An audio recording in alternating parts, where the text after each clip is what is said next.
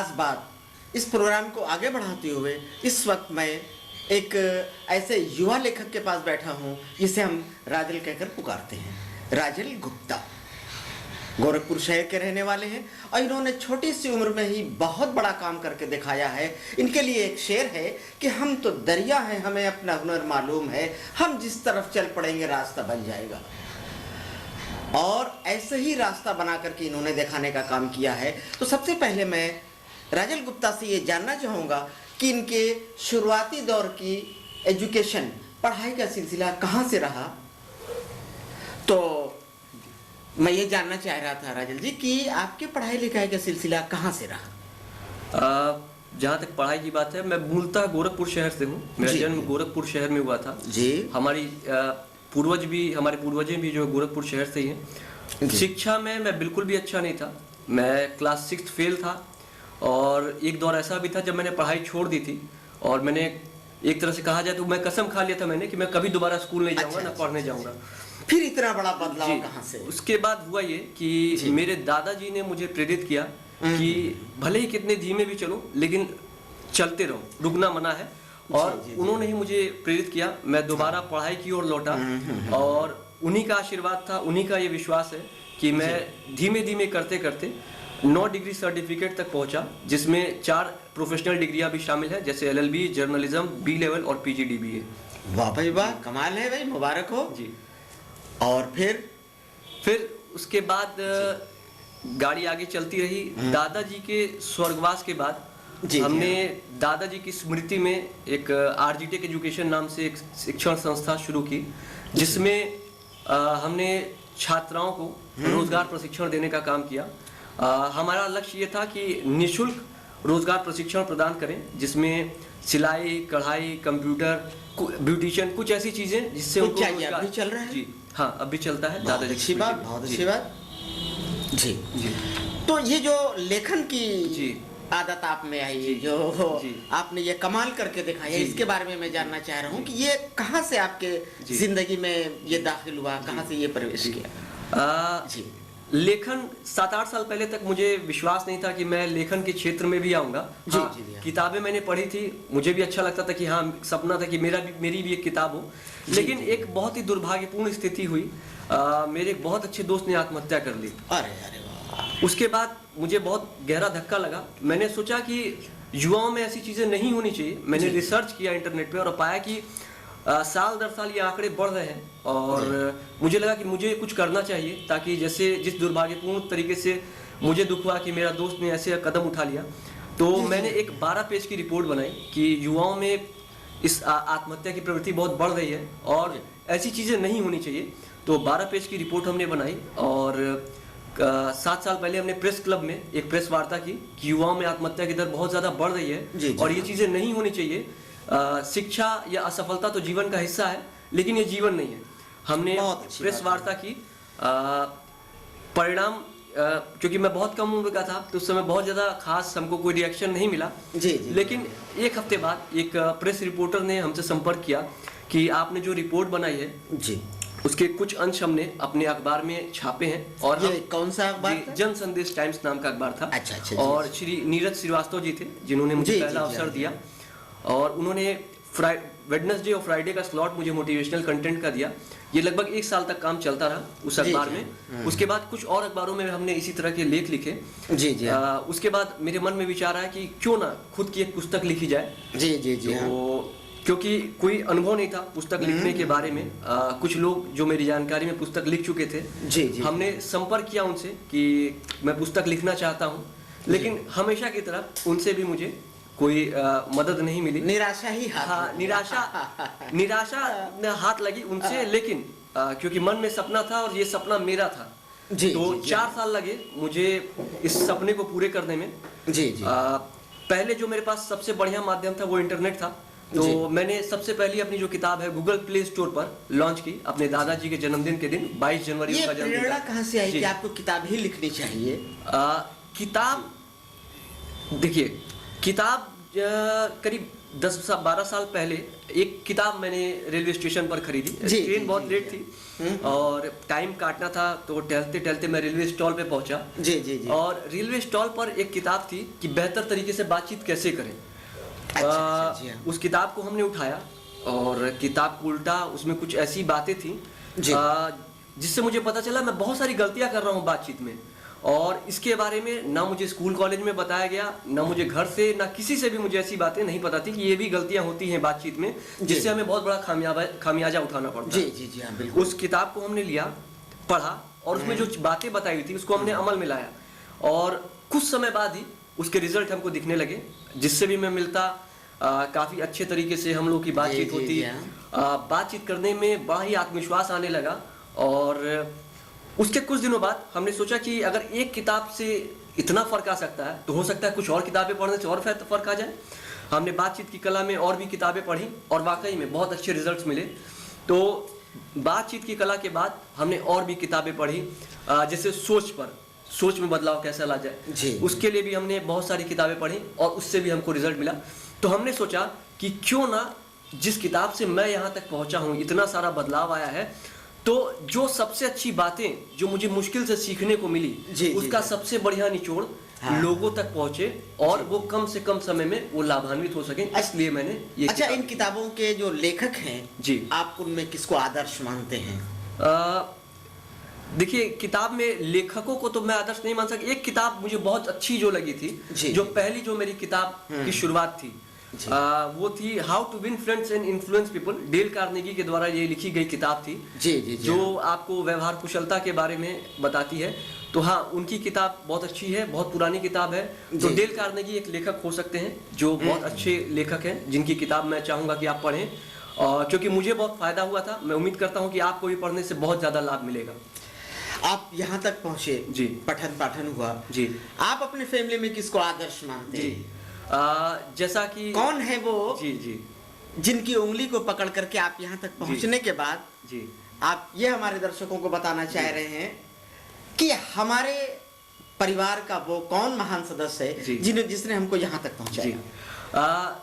जी। हमारे परिवार की, आज हमारा परिवार काफ़ी समाज में काफ़ी प्रतिष्ठित है।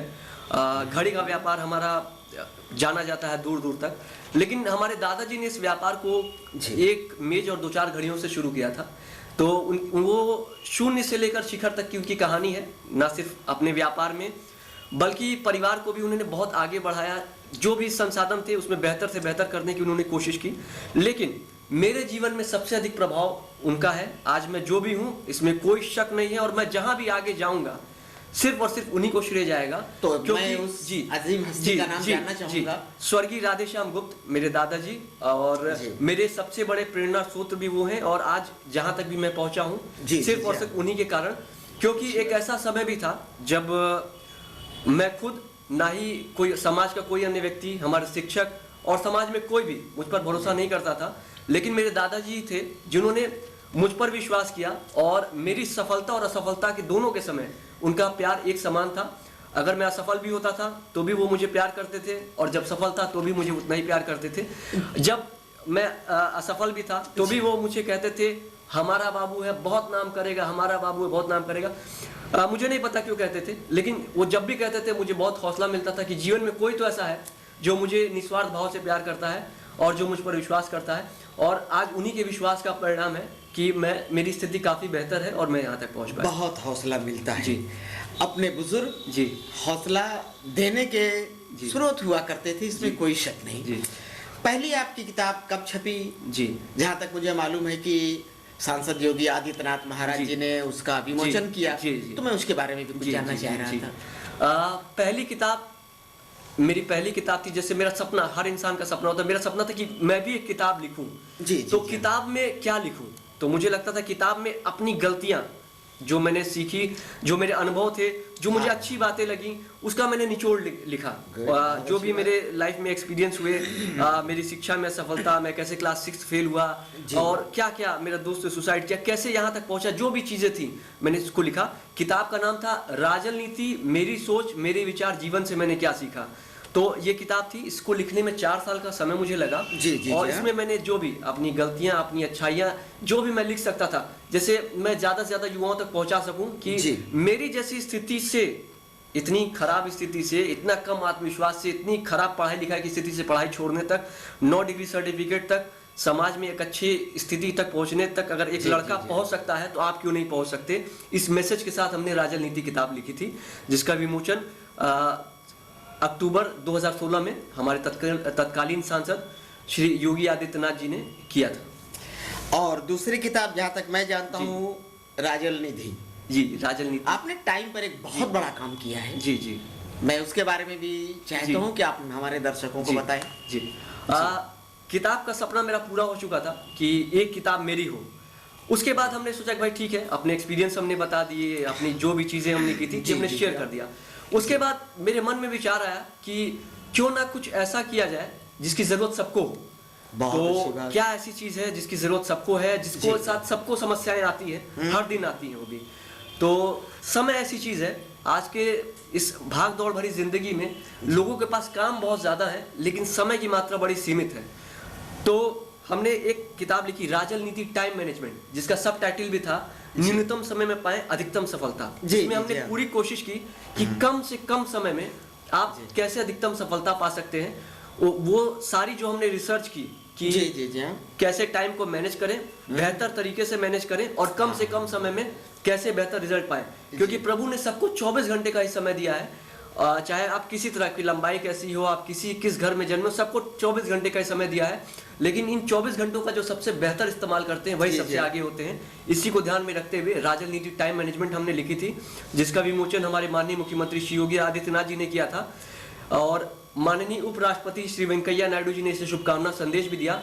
किताब बहुत अच्छी चली और इसको ध्यान में रखते हुए भारत की एक अग्रणी प्रकाशन डायमंड बुक्स ने इसे अपने प्लेटफॉर्म पे पब्लिश किया और इसको हमने और अपडेट किया टाइम मैनेजमेंट को।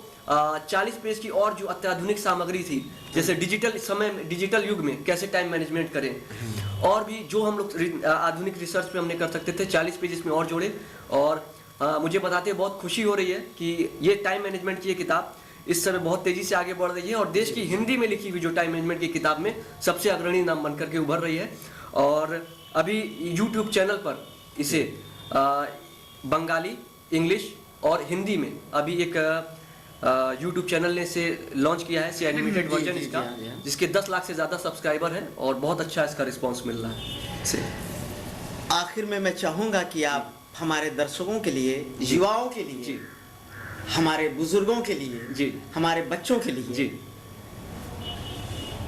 अपनी सोच के हिसाब से कुछ ऐसा कहें जो उनके लिए लगे कि और एक युवा उनका मार्गदर्शक बन रहा है। सबसे पहले बुजुर्गों को, क्योंकि हमारे जीवन में सबसे बड़ा बदलाव हमारे दादाजी जो हमारे घर के सबसे बुजुर्ग थे, जैसा मेरा अनुभव रहा, उन्होंने मुझे समझा, मेरी स्थिति समझ सकते थे, उनके पास दूरदृष्टि थी कि हाँ भाई बच्चा है, इसकी उम्र मान लीजिए 10 साल 12 साल है, हम लोग की उम्र तो ज्यादा है, इसके पास हो सकता समझ ना हो। तो उन्होंने एक विश्वास रखा, असफलता और सफलता दोनों के समय प्यार उनका एक समान था। आज मैं पाता हूँ कि हमारे समाज में ये थोड़ी दिक्कत आ जाती है कि जब बच्चा असफल होता है तो थोड़ा सा प्यार उसके प्रति कम होने लगता है, डावाडोल होने लगता है। तो मुझे लगता है कि उसे एक निस्वार्थ प्यार की एक जरूरत होती है कि हाँ चलिए कोई दिक्कत नहीं, हमारा बच्चा, अगर हम इसे प्यार नहीं करेंगे तो और कौन करेगा।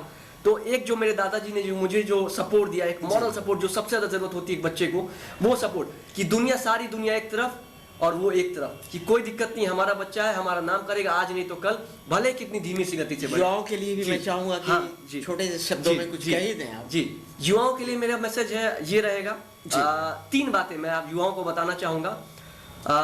सबसे पहली बात युवाओं को, क्योंकि मैं खुद भी युवा हूं, इसलिए युवाओं को मैं मैसेज ये देना चाहूंगा, आज आपके पास जो भी है, चाहे कम चाहे ज्यादा, उसके लिए प्रभु को धन्यवाद दें। क्योंकि मैंने पाया है कि आपके पास जो भी है, अगर आप दुनिया की तरफ आंख खोल करके देखेंगे तो बहुत सारे ऐसे लोग हैं जिनके पास आपसे भी बहुत कम है, जो बड़े ही दयनीय जिंदगी जी रहे हैं। तो जो भी आपके पास है उसके लिए प्रभु के प्रति कृतज्ञ रहें। ये प्रभु आपने बहुत ज्यादा दिया, जो भी है, बस हमको इतनी बुद्धि दीजिए कि उसका हम बेहतर से बेहतर इस्तेमाल कर सकें। दूसरा मैसेज युवाओं के लिए मेरे पास ये रहेगा कि आजकल का जो दौर है, चाहे आप अखबार उठा लें या टीवी खोलें, आप देखते हैं बहुत सारी नकारात्मकता फैली हुई है। तो इसलिए हम ऐसा संभव नहीं कि हम लोग इस नकारात्मक दुनिया में घुले मिले ना। तो कोशिश ये करें कि जिससे भी मिले उसके अंदर कुछ अच्छाइयाँ खोजने की कोशिश करिए, भले आपके संबंध उससे कैसे भी हों, परिस्थितियाँ कैसी भी हों, उसमें क्या अच्छाइयाँ हो सकती हैं, क्या हम उससे सीख सकते हैं। अगर कुछ गलतियां भी हों तो उससे हम क्या सीख सकते हैं, उसको सीखें और हर दिन कुछ ना कुछ सोखें, क्या गलतियां हुई, क्या अच्छाइयां हुई, उससे सीखें और आगे बढ़ें। तीसरी चीज जो युवाओं को मेरा मैसेज होगा, आप मैंने किताब भले ही लिख ली लेकिन मैं कोई जीनियस नहीं हूं, मैंने बस काम किया, मैं लगातार चलता रहा। 4 साल लगे मुझे किताब लिखने में, मुझे मार्गदर्शन नहीं मिला लेकिन मेरा सपना था, मैं रुका नहीं, मैं चलता रहा। तो तीसरी चीज मैं ये बताना चाहूंगा, चलते रहे, काम करते रहे। सोचना बहुत जरूरी है लेकिन सोचने से ज्यादा काम करना जरूरी है। जो भी दुनिया में आगे बढ़े हैं वो जीनियस नहीं थे, बस वो काम करते रहे। थॉमस एडिसन का नाम मैंने सुना है, उनके बारे में बताया जाता है कि जब वो बल्ब का आविष्कार कर रहे थे तो 10,000 से ज्यादा बार असफल हुए थे लेकिन वो रुके नहीं। 10,000 से ज्यादा बार असफल होने के बाद भी वो रुके नहीं, उन्होंने बल्ब का आविष्कार कर दिया और दुनिया जो जीनियस के नाम से जानती है। तो बस तीसरा मैसेज ये होगा, चलते रहें, रुके नहीं, काम करते रहें। आपके अंदर बहुत सारी संभावना है, बस चलते रहिए, बढ़ते रहिए। चलते रहिए, रुकिए नहीं, यही एक बहुत बड़ा संदेश है राजल जी की तरफ से। युवाओं के लिए, बुजुर्गों के लिए श्रद्धा है। मेहनत करने के लिए, अपनी कही गई बातों पर चलने के लिए सिर्फ सोचना नहीं है, अपने मंजिल की तरफ कदम बढ़ाना है। और जब एक कदम आप मंजिल की तरफ बढ़ाते हैं तो 2 कदम मंजिल आपकी तरफ खुद ही बढ़कर चली आती है। इन्हीं बातों के साथ एक खास मुलाकात प्रोग्राम जो मैं राजल गुप्ता के साथ कर रहा था, आपसे विदा चाहता हूं। अगली मुलाकात एक और खास, एक और ज़हीन शख्सियत से अगले हफ्ते गोरखपुर से, मैं डॉक्टर हुसैन, कैमरामैन फैसल हुसैन के साथ। कंसेप्ट हमारे एक अजीज दोस्त, हमारे भाई शान आलम साहब। इन सारे लोगों के शुक्रिया अदा करने के बाद मैं अपने दर्शकों का भी शुक्रिया अदा करना चाहता हूं और एक बार फिर ये मैं कहना चाहता हूं कि इस चैनल को सब्सक्राइब ज़रूर करें, इसलिए कि इससे आने वाले जो पैसे होंगे वो गरीब बच्चों की पढ़ाई और उनके दवा में खर्च किया जाएगा। डॉक्टर हुसैन, गोरखपुर।